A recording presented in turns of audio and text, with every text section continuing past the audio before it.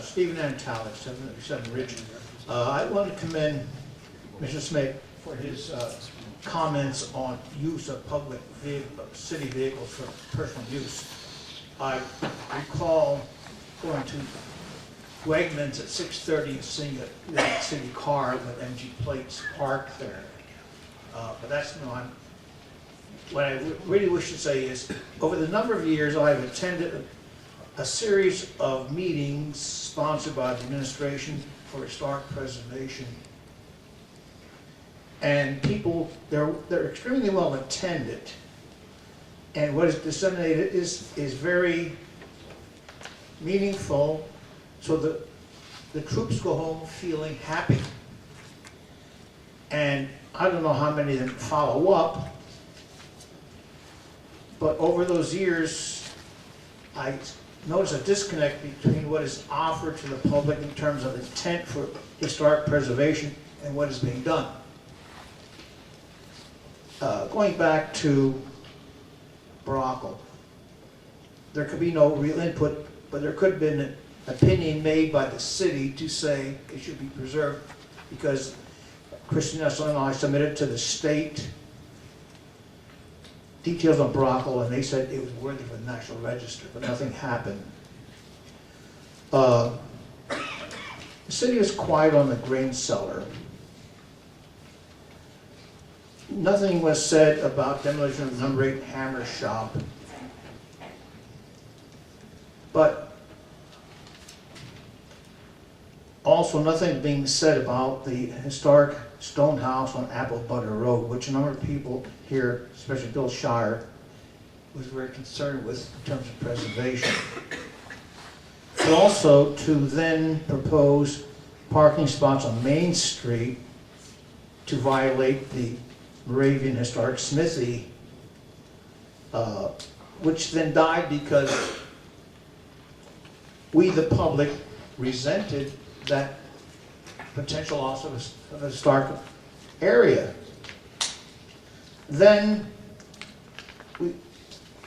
you people requested for a resolution of renaming Silvix Road, which is also very historic. So the point I'm trying to make here, also to support Martin Towers as a historic site is like condoning an architectural abortion which erupts out of the ground.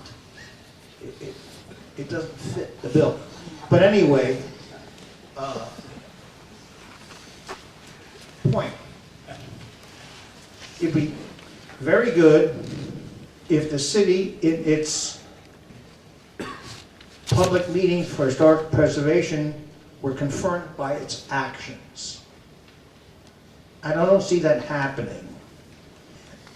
I don't have a reason why the disconnect, but I think City Council and the administration give that thought. Let's practice what we preach. Thank you. Mr. Carroll?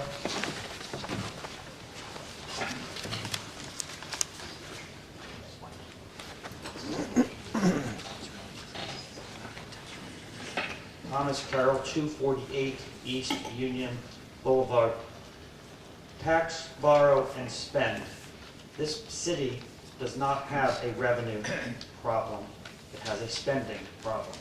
I have reviewed the budgets over the last several years along with many other citizens, and we've reviewed the audit, and what we see is that there's a spending problem in the city, not a revenue problem. We heard tonight, as we've heard over the last several weeks, I'll step back, several weeks, we've heard that this budget that's been put forward doesn't raise our taxes.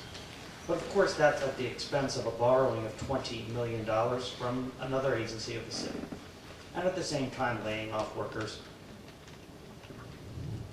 At the same time, then tonight, you voted to raise fees for rental, fees for recycling. Those aren't taxes, no. Those aren't cost increases to the citizens, no, not at all. 9.5% unemployment in the valley just went up, just announced this week again, unemployment went up in the valley. You heard the man stand here earlier talk about the real estate figures in this valley and in Bethlehem, about how housing sales are down. how values of homes are down, how unemployment remains high. And then you sit here and you vote to raise our recycling fees. And then, as you did it the last time, when one of the council members said, oh, well, it's only 13 cents a week. Gas has gone up to over $3 a gallon. The Pennsylvania Toll Commission is raising its rates. Wages are not increasing. And at the same time, you sit here and look at us and say that this is a good budget. It's absurd. At the same time, you pass a budget that includes, as Mr. Samayo pointed out, the use of city cars. I am a self-employed person, and I have to drive all over the place. And what I have to do if I go to and from work is eat that cost. And if I then have to get beyond to and from work and go to the various places that I have to go, I deduct my mileage. And I don't know why the city employees aren't doing the same. With regard to another issue that was raised by a resident, not a resident, a worker of the city and a businessman at a meeting a few weeks ago, Andy Prickler had asked the administrator, or the council, and Mr. Spadoni, a question about the sale of the landfill and the bond and who made that decision. I think Solicitor Spadoni was kind enough to provide him with certain information.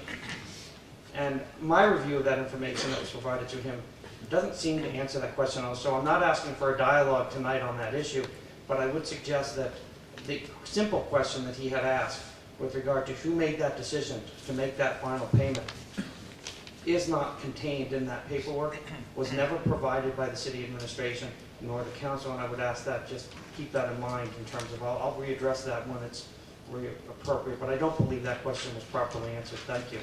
Thank you. The young lady behind Mr. Grover.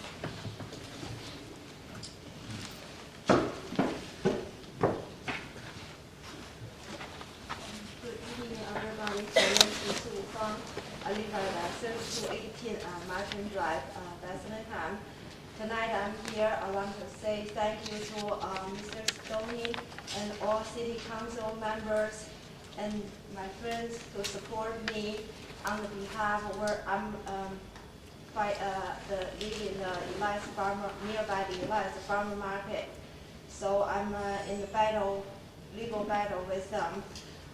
Probably you guys already know, on November 29th, Zoning Hearing Board gave them a special exception approved for their building a future loading dock and warehouse, which only 25 feet and 40 feet to the adjacent neighbor's property. So they got a first approval based on a lot of true information. So second time we try to bring up the true information fact to let Zoning Hearing Board hear.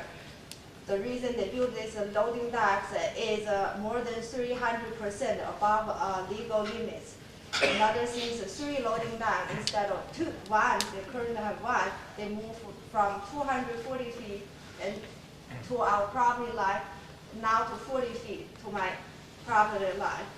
So we present a lot of evidence. Mr. Spadoni spent a lot of hours trying to work with us on our behalf to try to voice, to present a lot of facts to make them to understand this expansion is beyond the legal limits. But anyway, Zoning Hearing Board permit them to build anyway, totally ignoring what we said.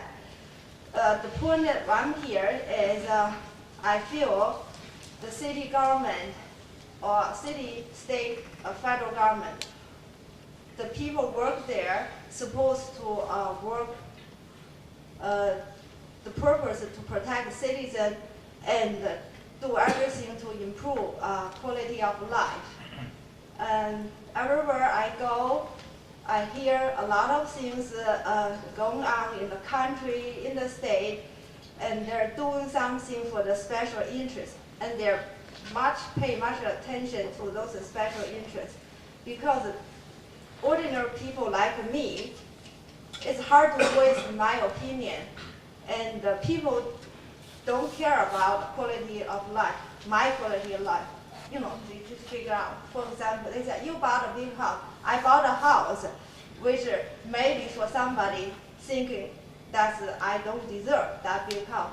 Well, I worked hard for it. I didn't ask somebody to pay for my house.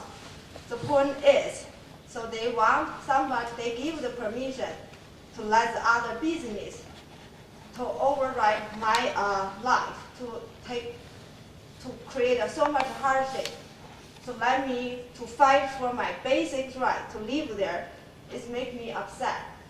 Then I'm here. I feel last time I was here a couple times, try to voice my concern because I have no place to complain, except I get a lawyer. But I'm up against the zoning hearing board and the up about this bigger government, so I can't do this all alone. All your people try to work very hard on behalf of ordinary citizens like me, fighting with me. I'm very appreciative. And I'm proud of all you guys sitting here and make a tough decision based on a lot of fact and principle. Try to improve quality of life. I appreciate it very much. Thank you.